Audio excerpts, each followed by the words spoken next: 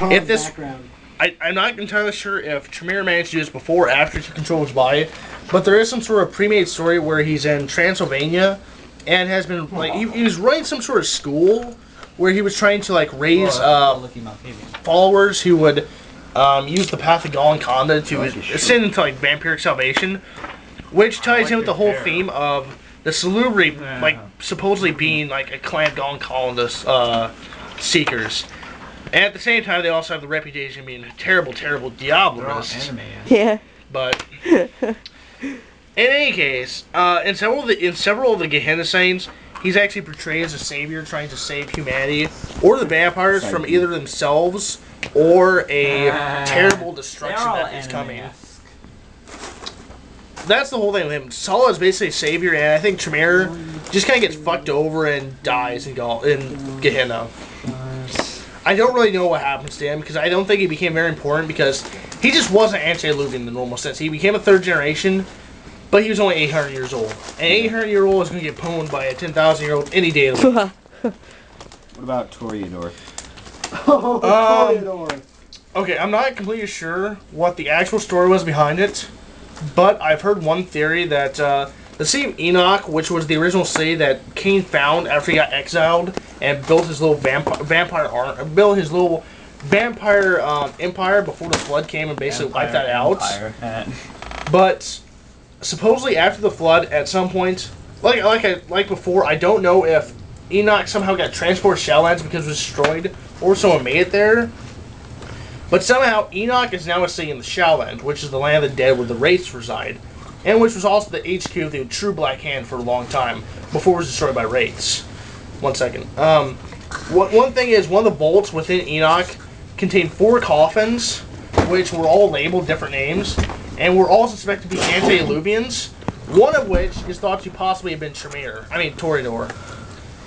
But there's probably another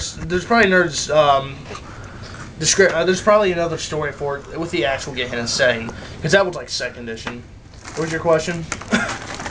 Can you sum up a Wraith in like 2 seconds? Wraith is like a human who's died and for some reason is become like some sort of restless spirit. Okay. Which I don't know if all humans become wraiths or not. I don't think all do. Those are my favorite. And some of them are so restless they in fact don't stay in the other world.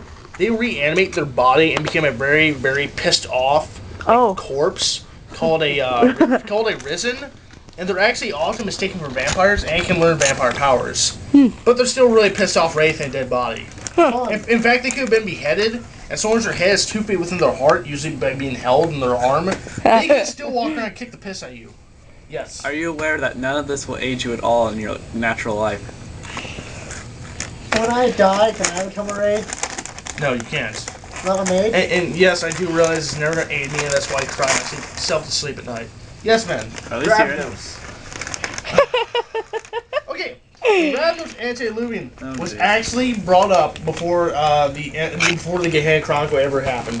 What happened is the Ravnos were originally in India, and the Ravnos Antediluvian had some sort of weird thing about wanting to send vampires back to like the cycle of life and death, or some gay thing. I can't remember what it was.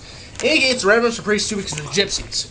But before Gehenna even happened, we're talking maybe like the year 2000, 2002, maybe 3, I don't know, something like that. The Ravnos Antediluvian wakes up. He basically just shows up he didn't wait. What happened was the Ravnos in Italy and Kuei Jin. I mean, not Italy, India. Ravnos in India and Kuei Jin. I'm recording all this. Start fighting like hell. And the Ravnos just start embracing all over the place, making all kinds of thin bloods, all kinds of neonates, and they just throw everything they have at Kuei Jin, warring constantly. And what happens is so many clan deaths finally wakes this and like a couple Methuselahs up. This guy rises, and no one has seen an Antediluvian do this kind of shit for thousands of years. This guy rises up, and the first thing he does, he walks in sunlight, he summons a typhoon, completely blocks out the sun. And the Kuei Jin elders come, and he fights for them for like 3 days. Every vampire on the planet is feeling this terrible uneasiness because the Antediluvian has risen and is fighting with Kuei Jin elders. This is something which hasn't been unleashed for thousands of years. Something that hasn't been seen. This is the beginning of the Gehenna Chronicle. This is the beginning of the end of times, and they all know it. What eventually happens is he fights with Kuei Jin for 3 days. They don't die, he doesn't die. The Technocracy, which shows up, they show up and say, holy shit, we have to destroy these guys, because these guys are supernatural. They get 3 giant mirrors, and they prepare to focus the sun at this point. What they do first is they drop a supernatural nuke right dab in this other Ravnos. In this sweep, he leaves less than 100 Ravnos alive on the entire globe. That is the beginning of Gehenna. Why did he make them frenzy against themselves? Because he wanted to destroy all vampires or something. It was really weird.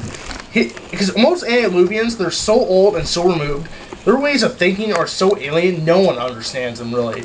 And he had some sort of thing about how all supernaturals, including his clan, including all vampires, should be returned to some sort of wheel of life and death, and it's really weird.